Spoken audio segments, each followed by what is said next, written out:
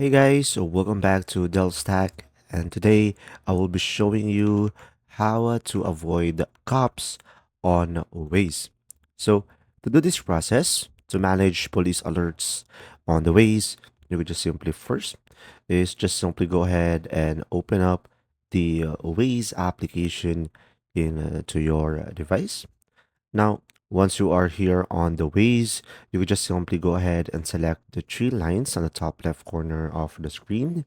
And now over here, you would just simply go ahead and go through the settings or the gear icon over here.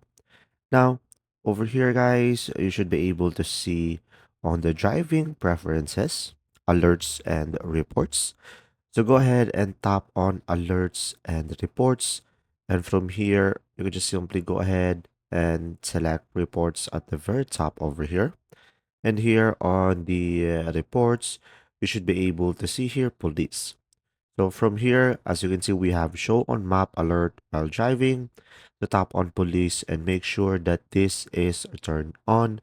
Make sure show on map is turned on and alert while driving. So pretty much guys, you have to rely on its real-time user report by checking for police icon. So guys, if you go to a certain map, if other users reported that there are police, you should be able to see a police icon.